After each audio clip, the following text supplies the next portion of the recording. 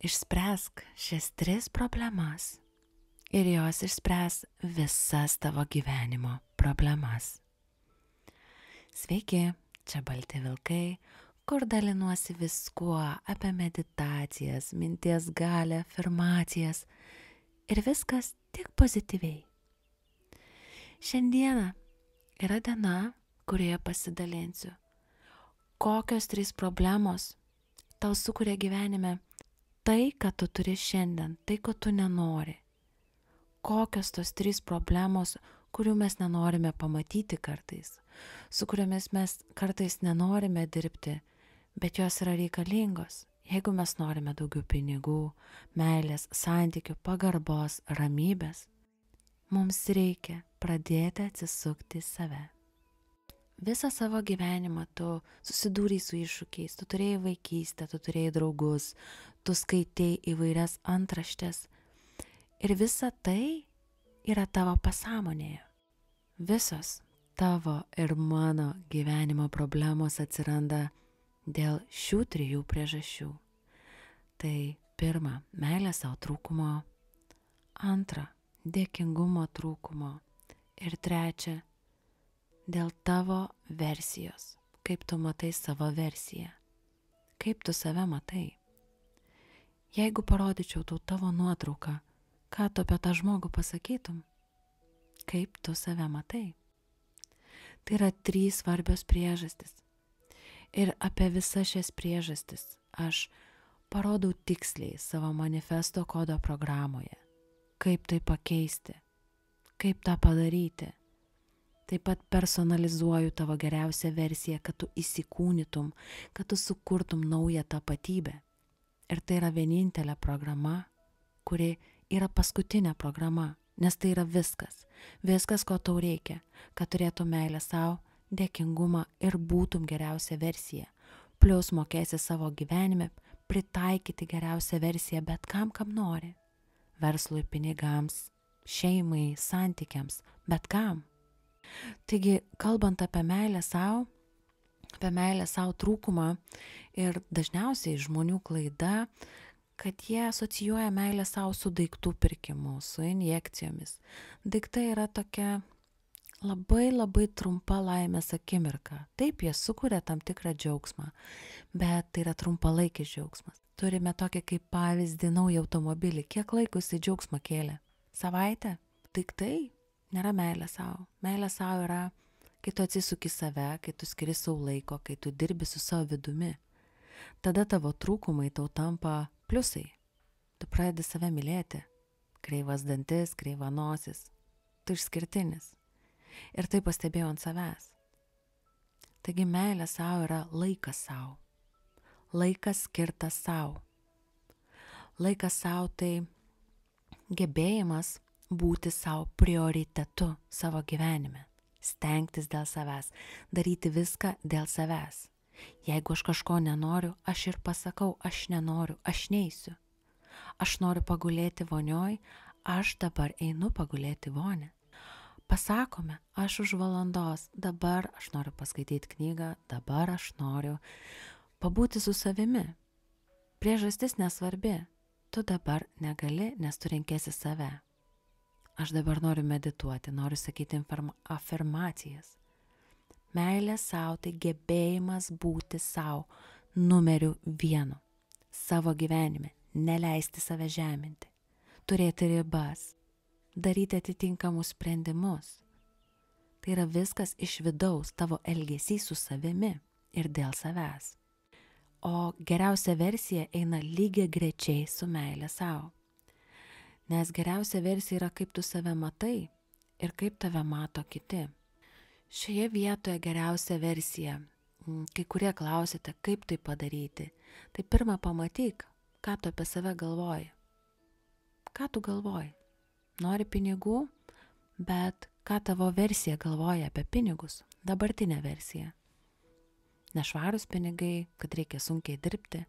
O ką tavo geriausia versija galvoja? Kad kuo daugiau ilsiuosi, tuo daugiau gaunu. Ir tai yra mano gyvenimo baltų vilkų tiesa.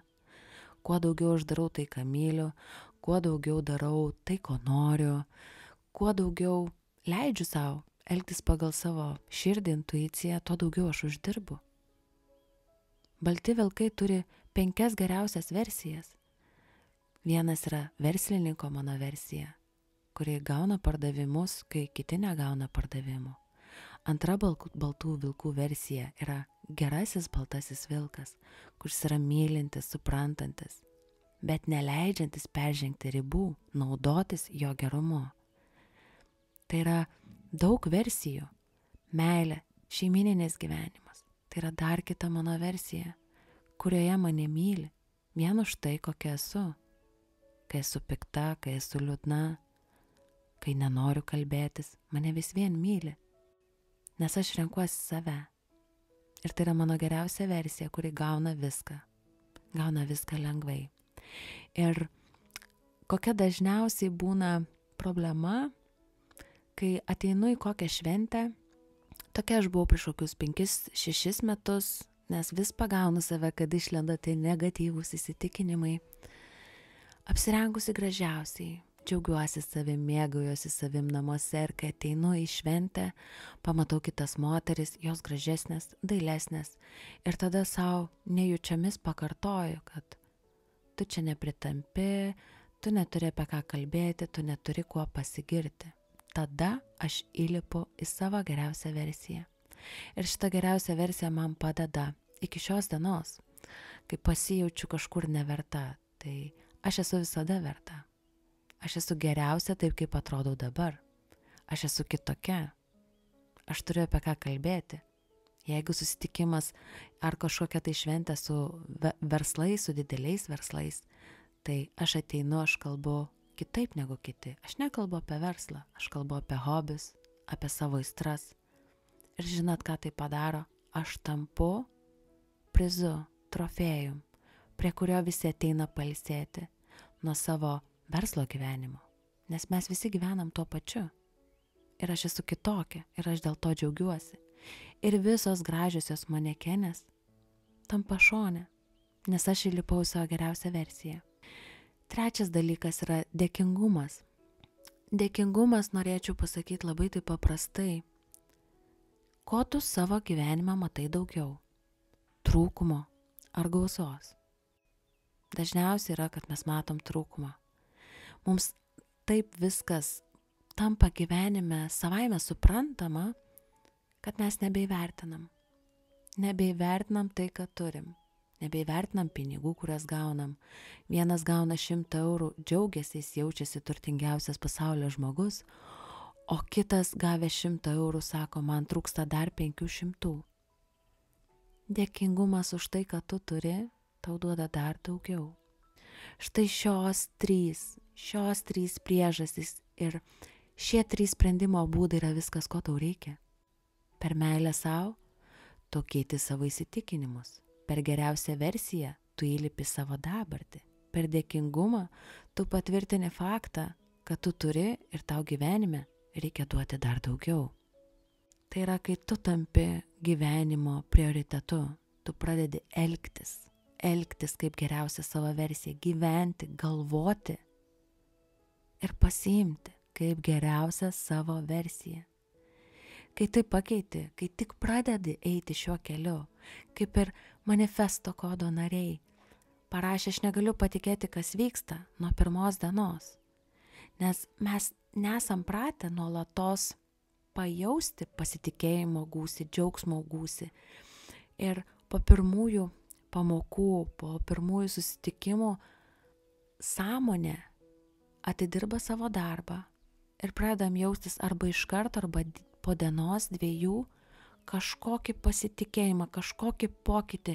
Tu net pats nepajauti, kaip tu išsitesi, kaip tu drąsiau visko prašai, kaip tu drąsiau eini dėl savęs, kaip tu daugiau stengiasi dėl savęs, kaip tu pasitikinčiai viską gauni.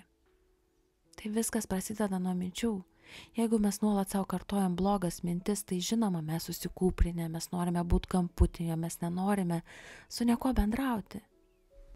Ir viskas, kas gyvenime susiję su norais, materialiais norais, yra minties galia.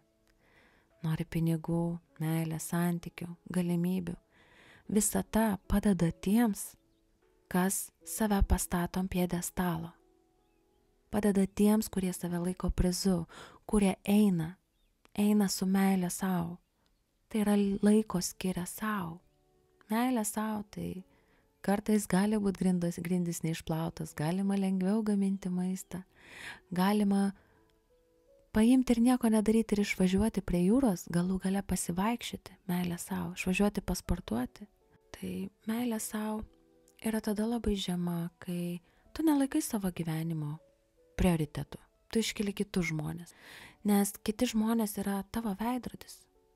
Kaip kiti žmonės elgiasi su tavimi, tai yra atspindys, kaip tu elgiesi su savimi, kaip tu galvoji apie save, kaip tu vertini save. Ir kai dažnai jaučiame meilės trūkumą, mes netgi per daug stengiamės dėl kitų, per daug galvojame apie kitus, kaip įtikti, kaip patikti, ką dar padaryti, kad mane dar labiau mylėtų ir vertintų. Ir mes galvojam, kad gausime tokią pat meilę atgal, o iš tikrųjų su mumis elgiasi taip pat, kaip mes elgiamės su savimi. Tai reiškia, mes nustumėm save kažkur į kampą, nes svarbiausia yra kiti. Todėl kiti tave irgi nustumė kažkur į kampą, nes jų prioritetai nesi tu. Taip kaip ir tau, prioritetas tu nesi sau. Todėl labai svarbu naudoti meilę sau, dėkingumą ir taip pat įlipti į geriausią savo versiją ir ją pajusti, gyventi pilnai savo geriausioje versijoje, kur tave gerbia, kur tave myli už tai, kad tu esi ir tau nebūtina gaminti 100 patiekalų. Kiekvieną dieną arba apsimesti tuo, ko nesi, geresnė, gražesnė, pasidažyti, užsidėti suknelę ir vaidinti, kokia tu esi laiminga ar laimingas. Kaip tai pakeisti ir pasiimti tai, kas tau priklauso? Tau reikia tapti. Tau reikia tiesiog tapti prioritetu savo. Numeriu 1 savo. Štai tada tu sukursi tokį didelį magnetizmo lauką, kuris sklinda iš tavo vidaus, iš tavo kūno. Ir tuomet iš tavo kūno pradės sklisti signalas. Aš esu prioritetas. Ir tuo momentu žmonės tikrai tai pajus. Ne tik žmonės, pajus visata, pajus pinigai. Pinigus mes gauname iš žmonių. Pinigus mes gauname tik iš žmonių. Ir tai yra energija, kurią mes pritraukiame. Vienas iš pavyzdžių, kai tik pradėjau dirbti su savo nauja tapatybė, geriausia versija, savo naujų avatarų, kaip pavadinsi taip. Aš su šiuo būdu gavau netgi bonusą, kai dar dirbau samdomam darbe. Bonusų nedalina šiaip. Kol nepasakome mes savo viršininkams, kad mes esame verti, kol neįrodome kažkur, kad mes esame verti, jie patys dažniausiai to nesugalvoja, na bent jau mano darbe. Ir tai buvo po 3 metų atlyginimo pakelimas, išrašytas 500 eurų premija, bonusas, vien todėl, kad aš įlipau savo naują versiją. Aš tapau verta. Aš tapau verta ne todėl, kad nuleidusi galvą daugiau dirbau, bet todėl, kad buvau savimi. Ir nebijojau pasakyti, kodėl vienas darbas nepasidarė greičiau, kodėl šitame darbe yra klaidų. Aš stovėjau už save, aš buvau prioritetas. Kitas pavyzdys yra vyras, kai aš tapau geriausią versiją. Tai yra mano prioritetai pasikeitė. Aš noriu eiti į sporto salę ir jisai man sako, tai tu važiuoji kitų vyrų ieškoti. Na ne, aš važiuoju pabūti su savimi, aš namie negaliu sportuoti, aš važiuoju į sporto salę. Nori važiuoju kartu? Jisai nenori, aš vis tiek važiuoju. Tai nėra mano bėda, ką jisai galvoja. Mano vienintelis darbas yra stengtis dėl savęs. Ir grįžus žinoma, ką aš gaunu – meilės, pasitikimą. Todėl, kad aš rinkausi save. Ne jo kontrolę, ne jo nuomonę, bet rinkausi save. Ir mes kalbėjome gražiai, be jokių pykčių, kad aš dabar renkuosi salę, tu kaip nori. Ne, viskas eina iš meilės. Kad brangusis, aš dabar važiuoju į sporto salę, noriu pasportuoti. Ir ką jisai pasako, kad nevažiuok, tu greičiausiai nori kitų vyrų susirasti. Aš jam pasakau, tikrai ne. Aš noriu tikrai paminti su dviračiu. Aš tikrai noriu nueiti Kalanetiką. Ir jisai iš mano balso, iš mano meilės, jisai ramiu žvilgsniu mane palydėjo iki automobilio, atidarė dureles ir aš išvažiavau. Ir grįžau, jisai buvo laimingas, nes aš jį apsikabinau. Ne per pyktį, per meilę. Kitas dalykas, ką mano daugelis moterų, ir įdomu būtų sužinoti, ar vyrai irgi taip pat mano, kad pasikeitus, jeigu mes pasikeičiam, tai pasikeičia ir antra pusė. Mačiau daug pavyzdžių, kai moteris stengiasi keistis, kad vyras nebebūtų alkoholikas, kad nebūtų smurtaujantis, kad nebebūtų depresuotas. Supraskit vieną. Šalia esantys žmonės arba auga kartu su jumis ir priima jūs ir skatina eiti toliau, arba žmonės nesikeičia, tampa dar piktesni. Ir kai žmonės tampa dar piktesni ir dar labiau kontroliuojantis, tada ateina meilė savo valanda ir mes renkamės. Ar mes esam savo prioritetas ar ne? Ar mes pasiliekame tuose bloguose santykiuose, tai draugė ar antra pusė, nesvarbu. Ar išeiname ir liekame? Štai čia yra meilė savo. Ką mes renkamės? Mes negalim pakeisti kitų žmonių, mes galime juos priimti į savo gyvenimą. Ir jie arba kartu keičiasi, arba ne. Nes mes tai keičiamės. Ir ne visi žmonės spėja tokiu pat tempu. Tai vieną tokį žmogų aš turėjau palikti, nes mano geresnė nuotaika, mano šypsena, mano tikslų siekimas, mano verslo augimas, mano meilė savo, mano kūno gražinimas, tai yra sportas, mylėjimas. Jisai to nenorėjo, jisai manė, kad jis to negali. Aš jo negaliu priversti ir kontroliuoti, aš jam tai galiu rodyti savo pavyzdžių, bet jis darėsi piktesnis, dar piktesnis. Aš turėjau išeiti. Nes jam reikia surasti tokią pat moterį, kuri būtų toje pačioje pozicijoje. Jisai jaustųsi gerai ir jinai. O aš išėjau gyvenimą ir radau tokį vyrą, kuris dabar tinka su manimi, kuris palaiko. Taip, pasipriešinimo buvo, ypatingai su sporto sale. Bet jo elgesys, jisai vis tiek ėjo dėl manęs, nes jisai nuoširdžiai mane mylėjo. Jisai viduje pyko, kad galbūt tikrai atsiras tenai vyras. Bet aš tikrai netojau ir aš grįžau mylimiausia moteris ir labiausiai mylinti moteris, kuri myli jį. Ir apsikabinau be pykčio.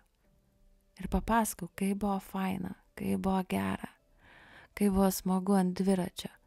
Jaučiuosi tokia sportininkė, lyg gaučiau medalį varžybose pasaulio olimpinėse. Ir viskas eina per meilę. Bet aš rinkausi save, kad to, ko jisai bijo, aš neturiu pritaikyti savo. Aš vis tiek ėjau ir dariau tai, ko noriu.